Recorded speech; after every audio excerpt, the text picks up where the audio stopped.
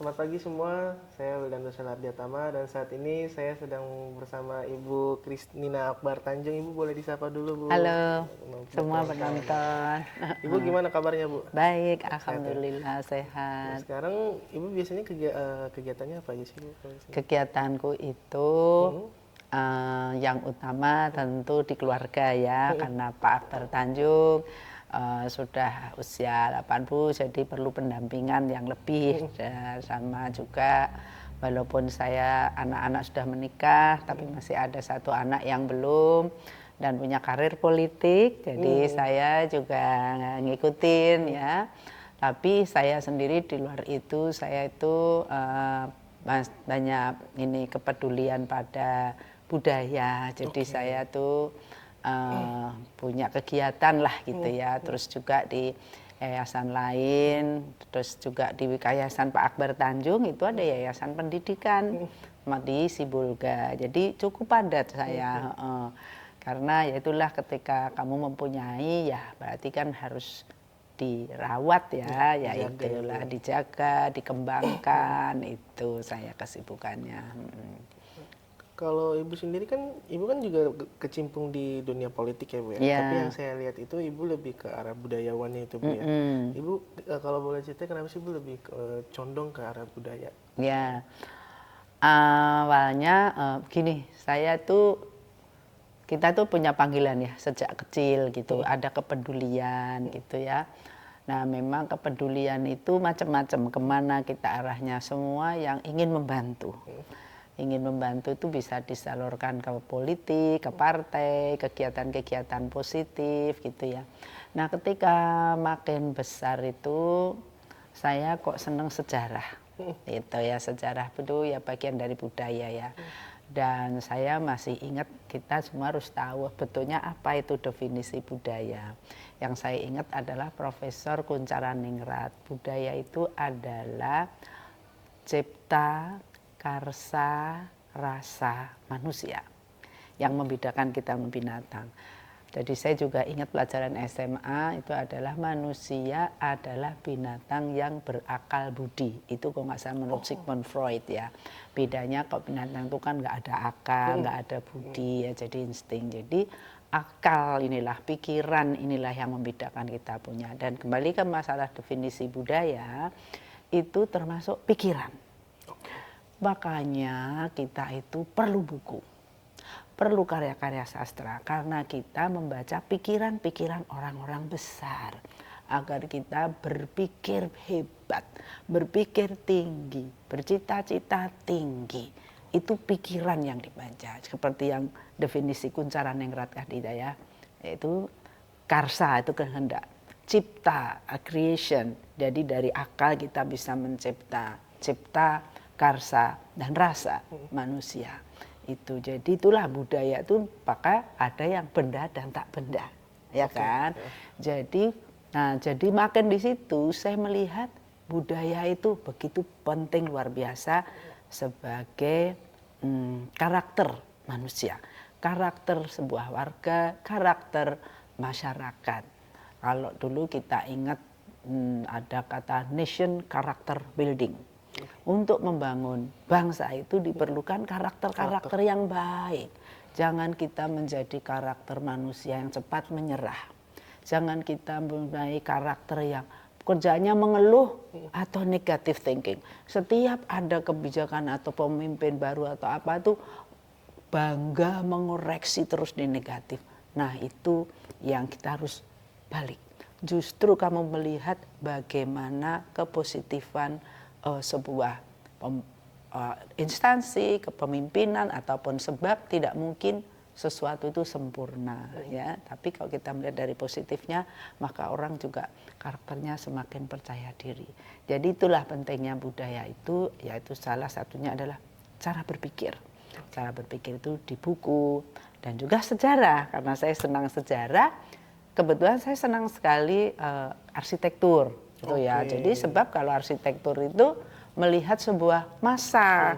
Ini kalau arsitekturnya kok kayak gini ke zaman kapan ya gitu. Oh berarti kapan tuh zaman ini. Zaman dulu ada apa. Jadi kayak membangkitkan rasa penasaran terus itu buat aku. Berarti memang budaya itu jadi salah satu media untuk melestarikan gitu ya Bu ya. Iya, melestarikan. Pikiran-pikiran, Ya, terus mengembangkan. mengembangkan juga. Dan menginspirasi. Oke. Pamannya kita lihat pikiran, kalau kita lihat pikirannya presiden kita, umpamanya pikiran Gus Dur, pikiran Pak Habibie ya yang sangat fenomenal, pesawat terbang, pikiran Soekarno, pikiran Pak Jokowi, pikiran Pak Prabowo, siapapun yang menjadi pemimpin itu pasti orang hebat. Nggak ada pemimpin yang nggak hebat. Itu saya itu. Dan budaya juga menurut Ibu benar nggak sih Bu kalau misalkan budaya itu hadir karena adanya sejarah yang tersinkronisasi, jadi dua hal ini tuh saling terhubung gitu loh Bu. Penghubung ya, tapi budaya itu ya sudah manusia sejak lahir itu dibentuk oleh budaya setempat, budaya keluarga, kan begitu kan. Umpamanya saya orang Jawa, Pak Akbar Tanjung orang Sumatera, pasti kita punya latar belakang budaya yang berbeda. Iya. Nah, maka disitulah menjadi orang itu diperlukan, yaitu tadi panjang akal, panjang budi untuk menerima perbedaan yang mana semua itu mengerucut dalam perbaikan, dicari perbaikannya. Jadi kalau sejarah dan budaya itu memang satu sama lain merupakan bagian ya, sejarah merupakan bagian dari budaya. Ibu juga kalau yang sekarang kan Ibu kalau saya riset itu juga Ibu salah satu sebagai pendiri Yayasan Warna-Warni ya Bu ya. Ya betul. Nah, itu tuh gimana sih Bu awal konsep utamanya dalam yayasan tuh buat ngembangin atau ningkatin kesadaran masyarakat lah dalam kemajemukan bangsa Indonesia tuh melalui approach-nya tuh dari sejarah gitu loh Bu. Ya, jadi gini, kenapa Yayasan Warna-Warni ya? Itu karena Indonesia itu warna-warni kan, bineka. Jadi bagaimana itu lahir? Jadi ketika peristiwa politik tahun 98 itu saya berada dalam posisi istri menteri yang mengerti ya situasi politik gitu ya. Waduh kok serem namanya gitu. Tapi saya tuh prihatin sekali kok mesti kita itu mengkambing hitamkan lah atau apa dengan anggota masyarakat kita yang keturunan ya. Kebetulan kita punya Tionghoa. Jadi kemarin tuh buat saya sangat sedih sekali. Padahal seharusnya justru yang kebinekaan itu kalau kita mengerti positifnya suku Tionghoa ini apa, positifnya suku Batak itu apa, misalnya gitu. Tapi justru di kita itu malah menjadi apa ya, istilahnya itu kayak menjadi kapitalisasi politik. Jadi dipolitisir lah begitu. Segala yang berbeda kok dipolitisir. Gitu ya. Ini kamu dapat sejarah namanya Sara enggak? Sara itu suku agama, ras agama itu. Nah, itu kan bagian dari warna-warni. Jadi sebetulnya bagaimana yang Sara itu justru menjadi potensi kekuatan, bukan malah menjadi komoditas politik. Jadi maka waktu itu saya, aku mau bikin yayasan warna-warni deh gitu. Jadi kita tuh untuk melihat sesuatu yang enggak senang di dalam masyarakat itu, jawablah dengan tindakanmu. Tindakan saya adalah yaitu bentuk yayasan, yuk kita menggalakkan kewarna-warnian tanpa harus kita ikut menyalahkan atau apa, sebab enggak apa ya, di samping bukan enggak ada gunanya tapi just do your best gitu kan. Jadi apa yang terbaik buat kamu. Jadi aku bikin warna-warni itu. Saya saya pertama itu tahun 98 itu, tahun 99 pertama sekali ada barongsai.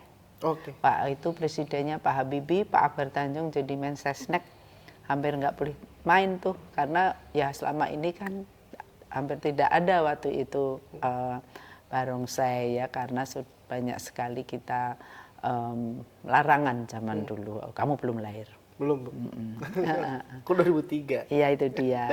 Jadi belum lahir 2003. Berarti memang cukup sangat mengesalkan sekali ya Bu ya, kayak dengan banyaknya warna-warni ini di Indonesia malah bukannya disatukan supaya indah, tapi malah dipisah-pisahin jadi suatu warna yang monoton gitu loh. Yang kayak apa sih, cuman satu warna merah, hijau yang kelihatannya tidak menarik gitu loh Bu. Betul, jadi sebetulnya upayanya yang jelas cuma mau mengkonflikkan ya. Kalau yang mau menyamakan itu mungkin yang selama itu betul banget ya, kayak mungkin kita sekarang lihat tuh kayak masalah Iya, keagamaan, betul. seolah-olah sini bicaranya cuman haram halal, kok bukannya padahal itu sisi-sisi positifnya itu banyak, baik yang Buddha, Kristen, semuanya itu menuju kebaikan ya. Ya, tapi itulah kenyataan politik kita, yang mana yang penting kita berbuat baik pada sesama kita lah, sekecil apapun. Saya rasa jawabannya itu ya. Pasti udah kita melihat sesuatu ketidaksenangan. Maka kalau kamu anak-anak muda itu melihat yang kayak gitu-gitu, ya udah kamu bikin film, coba yang cari yang bagusnya. Iya. Iya. Tuh, jadi filmnya itu yang banyak di sana kayak gini kayak gini. Ah, udah ya, pokok bikin filmnya yang kamu tuh juga harus berlatih. Filmnya itu bagaimana tidak seolah-olah malah membuat api. Tapi yang dingin-dingin aja gitu, yang dia juga iya ngapain ya kita itu ngabisin energi untuk berkonflik, sedangkan kita pelukan aja juga bisa jalan, ngapain mesti harus berantem-anteman gitu. Kenapa nggak yang adem ayem Itulah. lah ibaratnya Iya, gitu ya? itu latihan dari berpikir itu jadi budaya kekerasan, budaya itu yang nggak bisa. Oke.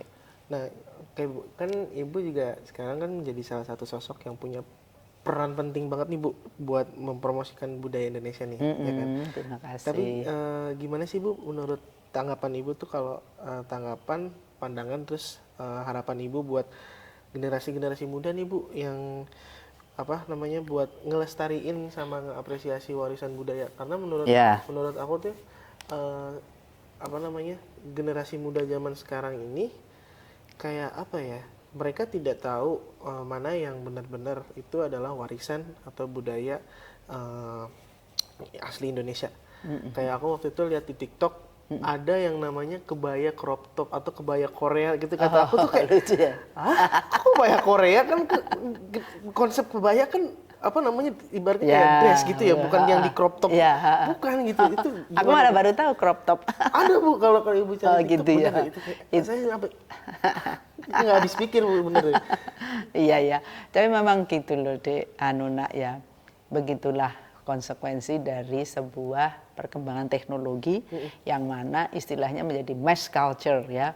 Kebudayaan massa itu sedunia seolah-olah nanti akan sama, orang saling tiru meniru ya. Oleh karena itu kita itu harus pertama mengenal diri kita. Jadi sebetulnya sejarah itu mengajarkan siapa kamu. Terus siapa kamu tuh berarti kamu harus sadar siapa toh bangsa Indonesia ini, itu. Terus mau kemana kita ini gitu ya. Jadi kalau sebenarnya kita udah ngerti siapa kamu kayak tadi budaya ya, tadi pertanyaanmu, melestarikan dan juga memberdayakan ya. Kalau umpamanya kita kalau tadi Anda memisalkan kebaya gitu ya, memang kebaya itu dari masa ke masa mungkin berubah gitu ya. Tapi bukan berarti kita juga apa namanya itu nggak antipati juga sih dengan keterbukaan. Kita sih nggak bisa menolak dengan hadirnya budaya asing ya. Tapi bukan berarti kita menyerap habis-habisan. Jadi umpamanya itu loh kayak umpamanya kita lihat bangsa Jepang. Jepang itu terbuka sekali pada teknologi, tapi karakter Jepangnya tuh masih kental ya. Nanti juga kalau orang Indonesia tuh satu harus menyerap bahasa asing sebanyak-banyaknya, banyak itu. Karena dengan kamu mengenal bahasa itu juga jendelamu untuk ke depan, jendela untuk melihat buku. Kamu mungkin bisa bahasa Arab, bahasa Cina, bahasa Inggris ya. Bahasa Jepang itu penting banget. Saya punya contoh pengalamanku ya. Semakin kamu tahu dunia luar, kamu ternyata merefleksikan, loh kalau bangsa luar kayak gini, aku ini apa ya? Oh, jadi pesimis gitu ya Bu ya? Bukan pesimis, justru penasaran tentang diri kita. Oh, cari jati diri ya Bu ya? Jadi itu saya sekolah kembali ke kajian Amerika kebetulan. Saya bilang, wah gue lihat nih filsafat Amerika, sejarah pendidikan, kita ini apa ya? Oh ternyata zaman segitu tuh kita udah hebat sekali loh. Oh ternyata kita ini loh. Di situ kamu tahu sejarah kamu akan tahu betapa kaya bangsa kamu. Itu nomor satu. Jadi umpamanya yang paling orang Indonesia mah begini-gini gitu. Tapi setelah kamu tahu sejarah, kenapa ya begitu? Kita ini kenapa ya dikit-dikit mengeluh dikit-dikit. Nanti begitu kamu tahu, oh berarti aku akan bikin yang ini deh supaya nggak begini. Nah, jadi itu pentingnya kamu cari sumber pengetahuan tuh ya buku, sejarah, Itu penting banget. Kamu pasti bisa merefleksikan, kok dulu tuh kok kayak gini ya. Kenapa ya? Lama-lama tumbuh rasa kepomu, Iya. kepo tentang Rasa ingin tahu kebangsaan, juga, iya. rasa ingin tahu itu kan bagus. Bener sih. Bagus. Bener banget. Supaya kamu nggak yang tidak produktif. Kalau udah seneng ke perpustakaan itu kan sebetulnya memenuhi kekepoan kita. Iya. Saya ingin tahu, kita Iya. pengen muasin diri. Iya, sebetulnya itu. Kalau udah kamu sudah gitu maka orang pengen kutu buku karena penasaran terus, kok ini ngomong gini, coba aku lihat buku yang ini deh. Oh iya, kan ngomongin buku juga nih Bu ya. Kan kalau saya baca juga, Ibu juga pernah bikin buku ya Bu ya, Keraton Kasunanan ya Bu ya. Iya. Kisah Kebangsaan dari Solo Iya. tahun 2015 ya Bu Iya, ya. betul. Nah, gimana sih Bu cara maksudnya ngungkapin sejarah permasalahan Keraton Solo serta problematik yang dialami oleh Keraton Solo pada masa itu ya. Apa sih yang mendorong Ibu buat bikin Buat buku buku ini ya. gitu loh Bu. Terus gimana juga Bu kayak risetnya, proses risetnya dan Ibu juga sempat terbang ke Belanda ya Bu ya, Iya, nyari referensinya iya. itu gimana Bu? Nah, semua itu dimulai dari satu rasa ingin tahu yang besar. Tadi ya Bu ya. Yang kedua melihat kenyataan faktanya gitu. Jadi rasa ingin, terus tiga kesadaran buat aku pertama, keraton itu kan sesuatu yang penting untuk menjadi warisan pendidikan ya. Kemudian kamu tadi lihat kenapa bisa bikin bukunya, betul-betul saya rasa ingin tahu. Dan kedua karena kita punya pikiran yang benar ini, maka kamu harus membuktikan kebenaran menurut otak kamu. Bagaimana kebenaran itu? Riset ya. Karena kita melihat umpamanya persoalan keraton di Solo nggak selesai. Itu sebetulnya kalau menurut saya sebagai orang yang ngerti riset sejarah seperti ini gitu ya. Tapi kok kenyataannya itu gitu. Maka aku buat buku. Nggak protes nggak apa, tapi buatlah buku supaya dibaca, supaya mudah-mudahan para pengambil keputusan atau pembaca itu sadar, oh iya ya, keraton tuh sebetulnya wahana pendidikan. Mengapa? Karena dia akan meninggalkan sebuah pengetahuan yang besar tentang masa lalu. Kenapa di Solo itu ada keraton? Terus kemudian kenapa Solo itu akhirnya jadi revolusi juga di Mali, keraton yang dibakar atau apa dan sebagainya. Aduh, besar sekali. Makanya saya buat kisah kebangsaan dari Solo. Karena ya banyak sih sejarahnya, ntar aku ceritain panjang banget gitu kan. Jadi ya memang intinya semua itu dari rasa ingin tahu, dan kemudian juga kita punya saran tapi melalui ilmiah, yaitu riset-riset itu. Itu yang saya buat untuk keraton itu. Mudah-mudahan ya sebagai wahana pendidikan itu yang paling penting disadari untuk semua gitu. Dijaga oleh keluarganya, tapi bukan berarti keluarganya harus menutup diri gitu kan. Karena banget ya Bu ya. Karena ini sudah menjadi keniscayaan zaman bahwasanya semua yang dulu pernah kesultanan ataupun kesunanan gitu ya, itu adalah setelah selesai adanya Republik Indonesia. Nah, selesai itu artinya apa? Harus puing-puing, tinggal puing-puing kan tidak. Justru kita harus mempelajari, oh dulu tuh ada ini gitu loh. Sebab kalau dulu ada ini itu satu pengetahuan untuk kamu. Karena dulu tidak mesti semua harus dihabisi dengan dendam sejarah, tapi mungkin lah ini kan bagus gitu. Ada satu pertanyaan kalau aku tahu. Nah, sekarang warisan Belanda umpamanya ya, yang bagus banget, ada arsitektur, ada jalan kereta api, ada bendungan, ada jalan sungai bagus. Itu apakah warisan itu akan kamu habisi atau kamu mau manfaatkan? Coba kalau kamu tak tanya, iya kan? Kalau manfaatkan. Nah, kalau dimanfaatkan ya harus ya dimanfaatkan beneran. Umpamanya stasiun kereta api yang begitu bagus malah jadi tempat pembuangan sampah. Coba. Oh ini mayor zaman dulu nih ada stratifikasi sosial, ada mayor de Chinesen, ada mayor de Arabic. wah ini kan makam ya, ayo kita rapikan aja ini supaya orang juga tahu kenapa ada makam cantiknya kayak gini di kampung yang kumuh, Iya, kayak itu, Bu, gitu kalau loh. peninggalan ini Iya. ya sejarah ya. Kayak aku juga aku kan di Banten itu kan di Rangkas ya, Bu ya. Lah, Nah, wah itu bagus sekali. itu ada rumah Multatuli. Multatuli. Saya udah ke sana. Itu nggak terawat, Bu. Itu kata saya tuh, Ah. ya Allah ini sayang Kamu banget. bisa bikin film untuk itu. Iya. Iya, bener. ayo kita rapikan. Siapa yang mau ini nomor rekeningnya, besok kita chat dulu kita apa tuh kamu. Kalau punya itu kamu akan bangga sekali. Dari satu aja, rumah Multatuli. Di sana kan sudah ada museumnya. Udah. Rumahnya bukannya untuk rumah sakit atau apa gitu? Iya itu, Bu. Jadi rumahnya di dalam rumah sakit Ya. kan. Itu kan harusnya cagar budaya Ya. kan, Bu. Tapi malah nggak dirawat, nggak diurus. Jadi waktu aku sih terakhir ke tempat rumahnya itu, masuk rumah sakitnya waktu SMP, Bu. Karena waktu SMP kan lagi dulu tuh demen-demen, aku juga suka SMP sempat suka sejarah karena ngikut temennya juga, ikut temen juga. Situ riset, nah itu udah nggak kerawat banget, Ibu. Kayak sekarang bagusan katanya sekarang bukan? Kalau aku sih belum lihat. Aku belum cek lagi. Udah dibagusin lagi, Bu. Oh, Karena emang bagus banget. banyak tekanan juga dari para sejarawan dari di Kabupaten Lebak tuh emang pengen iniin banget gitu loh, apalagi bupatinya Pengen apa? ibaratnya Pengen pengen diberdayakan pengen toh? di up lagi, Bu, ibaratnya, Bu. Terus juga Kamu udah nonton film Multatuli belum? belum, Bu, Nonton. belum sempet. Kamu harus nonton. Iya sih. Bisa di search ya. Jadi kamu tuh nanti sebagai pemain mau bikin film apa itu bisa ngajak warga. Itulah maka kalau kamu tahu itu jadi kamu senang dengan mengajak orang untuk berbuat yang lebih bisa lagi gitu. Keren deh.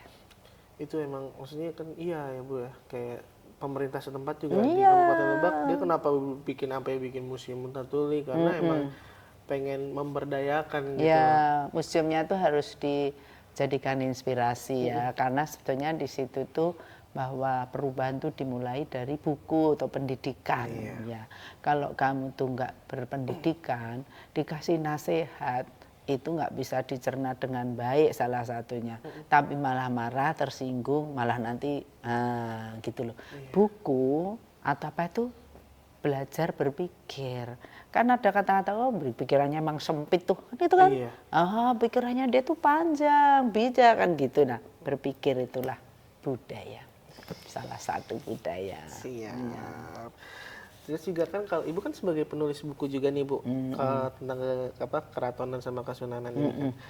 Gimana sih, Bu, upaya Ibu buat ngembangin sama ngekip tetap melestariin kebudayaan Indonesia itu di masyarakat, tapi melalui karya sastra gitu, Bu? Iya, ya itulah.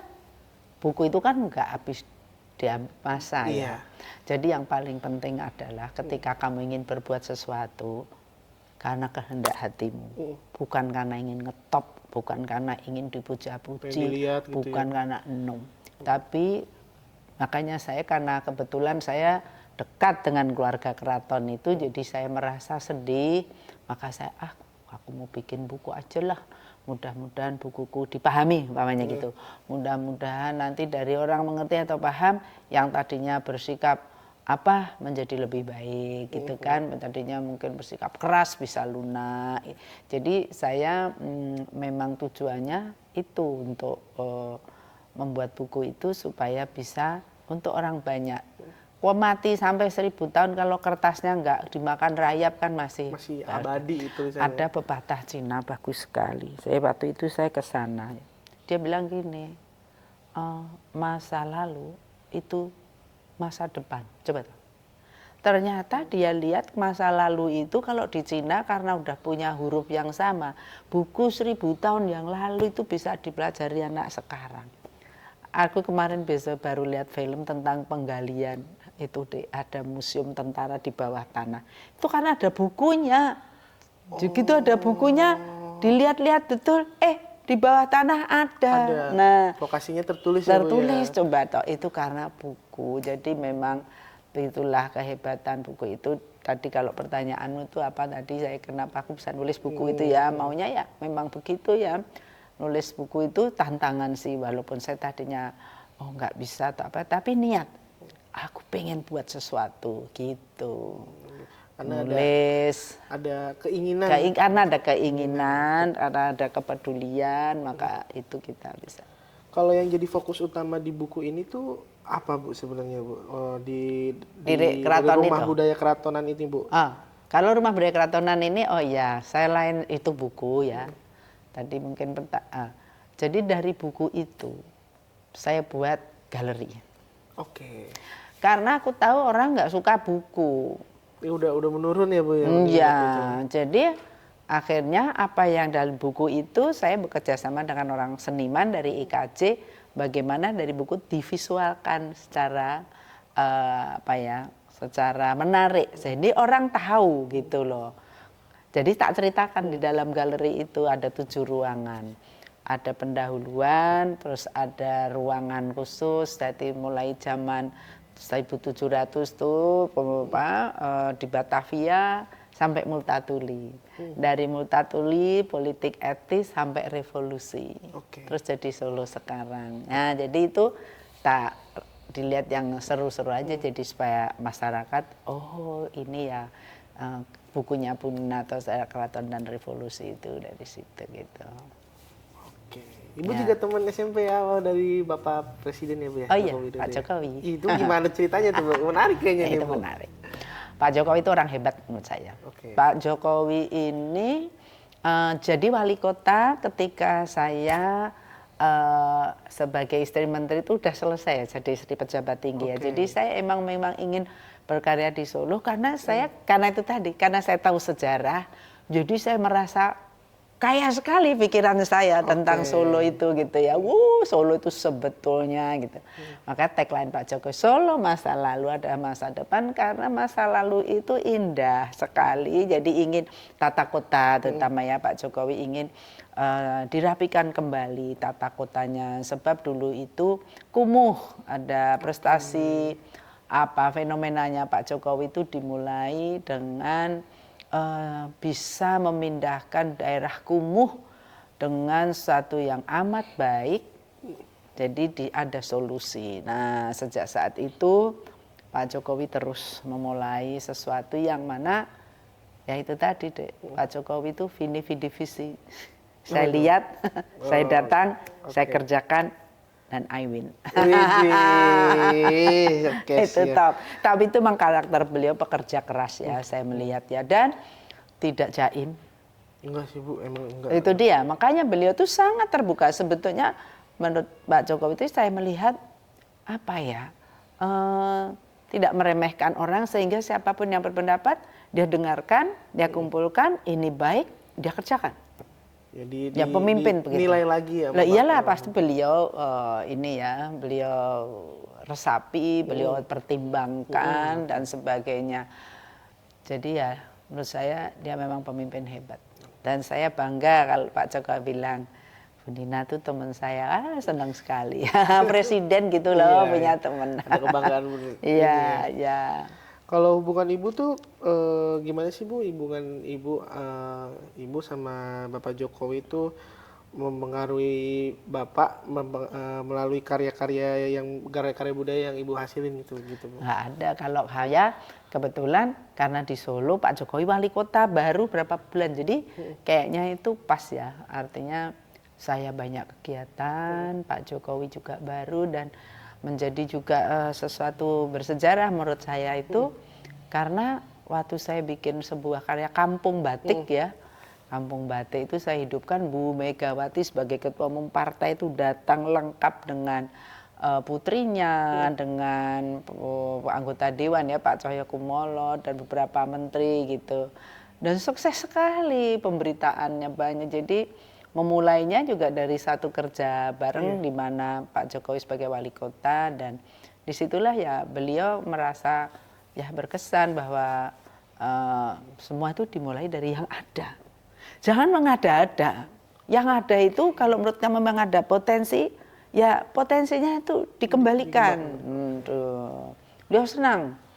Ya saya senang tuh. Jadi nggak merubah tempat, tapi justru jadi bagus. Kampung Laweyan umpamanya saya lihat tuh saya lihat ini kalau ingat Kampung Laweyan tuh ingat ini saya kayak di Spanyol ini bisa mestinya, ini kayak di Kobe ini mestinya bisa kayak Laweyan ini. Seksi, gang-gang kecil, rumah gede-gede itu aku suka banget.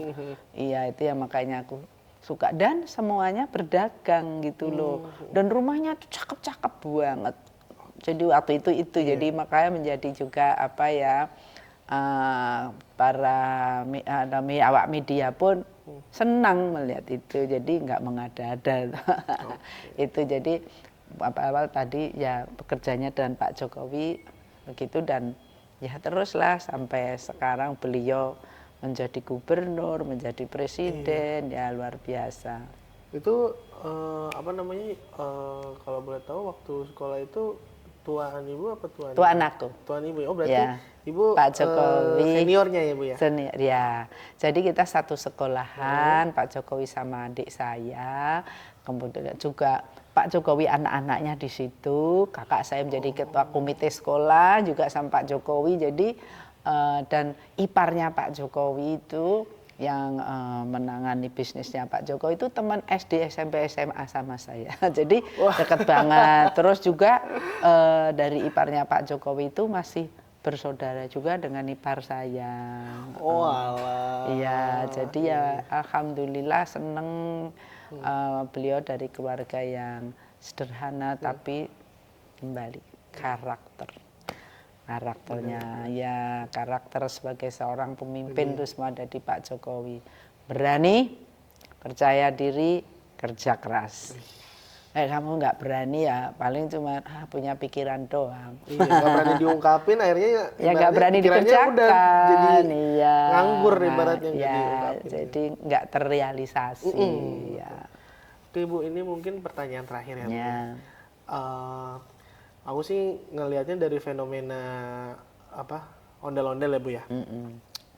Ondel-ondel itu yang aku tahu itu kan salah satu bentuk khas Betawi, budaya khas Betawi yang cuma ada di acara-acara tertentu Bu, kayak hitanan, nikahan, atau ada yang ulang tahun mungkin hari besar yang merayakan.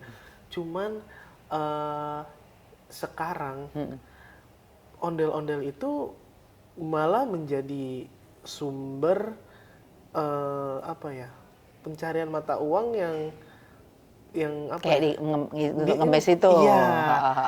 Maksudnya kalau menurut Ibu gimana tuh Bu? Karena menurut pandangan aku sendiri itu salah satu menurut aku ya pribadi ya Bu ya. Itu salah satu bentuk eksploitasi budaya.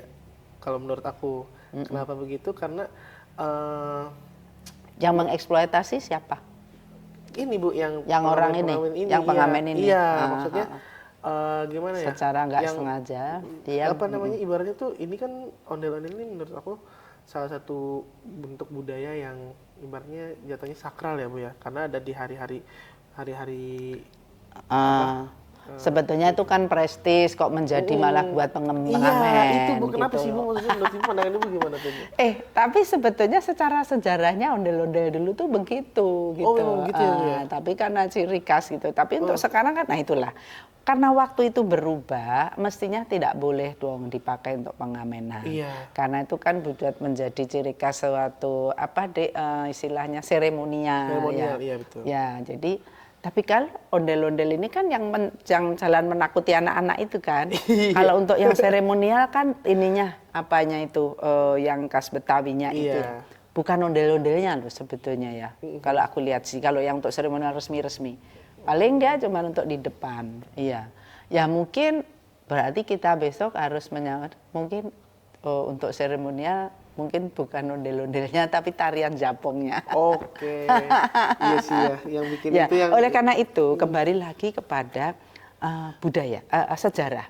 Jadi kalau kita tahu sejarahnya itu pada saat itu ini gitu ya. Jadi mungkin untuk pengangkatannya harus dipilih dengan bijak. Ya. Cuman ondel-ondel itu sebetulnya merakyat. Jadi memang untuk festival yang zaman dulu untuk nakut-nakutin gitu kan gitu supaya ada kok sejarah ondel-ondel itu mestinya aku tahu saya nggak baca banyak tapi seingat saya karena di kampung-kampung dulu untuk menakut-nakutin anak-anak gitu kan gitu ya. Iya. Tapi emang sebenarnya Iya, dengan lebih ada yang ada itu kan hiasan yang kayak ininya kan. Iya. Terus dipakai simbol untuk itu ya. Yes, I think ya memang itu bagian dari permainan rakyat yang kelihatan di sini ya. Tapi emang maksudnya Jadi degradasinya menurun ya. Tapi Ini dari situnya juga Bu, yang kayak apa namanya, karena ada yang ibaratnya orang yang ngamen itu ondel-ondel nggak kelupakan juga Bu, maksudnya. Ada ya, sangkan bisa ada ya jadi. kalau dulu ada film kalau nggak salah di TV yang aku lihat, jadi ceritanya tentang kayak masalah apa gitu. Dia si tokoh utama ini anak dari juragan yang punya sanggar Ondel-ondel. ondel-ondel. Oh, film Itu lucu amat aku belum Aduh, lihat. lupa, aku udah lama loh. Jadi Kamu emang bagus apa ya, kayak ya itu cerminan masyarakat ya, dan iya menurut sih, saya sih juga sesuatu yang karena budaya itu bukan rekayasa ya, itu sebagian fakta bahwa itu sangat dikenal dan sangat dialami oleh orang zaman dulu sampai sekarang. Jadi ya bahwasanya kenyataannya sekarang dipakai untuk pengamen ya bagaimana ngelarangnya gitu Iya kan. sih, bener sih. Tapi paling tidak ya ada lah bahwa yang ada ondel-ondel cuma Jakarta doang gitu. Kalau umpamanya di Surabaya pakai ondel-ondel tapi di Rangkas aku pernah lihat Bu. Di mana? Di Rangkas, waktu di Rangkas. dirangkas. Iya, Oh, ada yang iya. ada yang Berarti ngamen. meluas dong. Meluas, nah. Lama-lama bisa jadi kemana-mana. Bahwa Iya. pakai ondel-ondel. Soalnya lucu kan. Kayak umpamanya di Solo tiba-tiba ada ondel-ondel gitu. Tapi pasti untuk di Solo ya ditakutin. Kalau dulu mungkin untuk Betawi gitu orang senang. Iya. Tapi untuk di tempat lain sangat menakutkan dan Iya. mengganggu. Emang Jadi beda nggak sih cocok. ya, iya. Bisa Emang jadi. ada dari geografis. dari Iya, geografis, betul. Budaya lagi. Iya. Oke Bu, sebelum ini tadi udah ya pertanyaan kita terakhir itu, sebelum kita tutup ada nggak sih Bu pesan-pesan buat penonton nih Bu? Ya, ya belajarlah sebaik-banyaknya. Apa kata guru diikuti. Dunia kita anak-anak itu hanya belajar, dan itu rasa penasarannya itu betul-betul untuk Anda jalani untuk berkreasi ya, gitu ya. Itu kayak sekarang saya lihat umpamanya ada sebuah film seperti itu, bedah rumah ya. Iya, bedah rumah. Itu tapi yang bukan sekedar bedah rumah, saya lihat dia riset, anaknya diwawancara, ada film bapakmu itu apa, ini apa, jadi ada empati ya.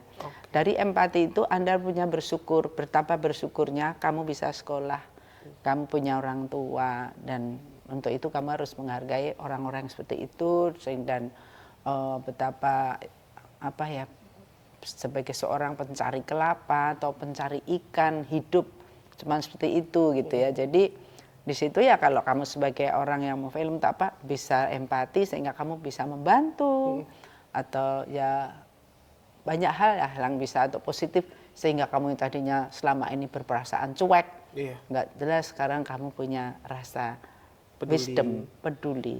Lebih Mas aware juga ingat ya, Bu. makan juga nggak sembarangan, ingat yang yang sengsara ada ini, harus paling kamu mengapresiasi pada kehidupan dirimu, keluargamu dan yang lain-lain. Itu ya, banyak belajar. Tuh, dan belajar nggak hanya di sekolah loh, di tempat semuanya ya. Dan gunakan waktumu sebaik-baiknya. Kamu mau jadi orang kayak apa itu yang tergantung dirimu. Tergantung jarimu. Karena kita yang bawa diri kita sendiri. Iya, karena ada pilihannya. Mau neken angka 1, kamu jadi orang apa. Neken nomor 2, jadi apa itu kamu. Ya. Jadi jangan salah arah. Dunia makin gampang semuanya soalnya. Tuh. Nakutin. Ya kan? Iya, Bu. Oh, iya, Dewasa makanya menyakitkan, Bu. ini aja pakai kacamata kuda dulu waktu remaja, betul nggak Pak Suradi itu? Kacamata kudanya apa? Belajar, baca, ya. HP-nya itu jangan HP itu long sampai kamu nggak tidur. Oke. Itu parah menurut saya. Udah kecanduannya begitu. Iya, jadi kamu harus bisa mengontrol semua itu. Kamu bangun tidur mau apa dulu. Kalau saya nih, benar juga, bebat kalau pakai ini, mau jawab si A, malah lihat yang lain toh. Si A nggak kejawab-jawab. Iya, betul. Ke-distract, Bu. Ke-distract, istilahnya. Iya. Jadi, Ganggu. kalau saya tulis dulu apa mau kamu. Oh, Begitu kamu udah tulis, jadi kamu ngerjain yang ke PR itu. Yang lain nggak usah pedulikan. Tuh kuncinya ya. Oke. To-do list. To-do list ya. Yes. Ya, oke. Sukses ya, Iya, semoga Ibu, belajar sukses, Amin. jadi cita-citanya lancar. Amin, amin, amin, amin. Bu, terima kasih Ibu Sama-sama. udah bersedia untuk kita tanya-tanya. Asik, Mudah-mudahan alhamdulillah. apa yang Ibu kasih ke saya dan ke teman-teman atau penonton di rumah bisa bermanfaat buat Amin. masyarakat juga dalam Amin.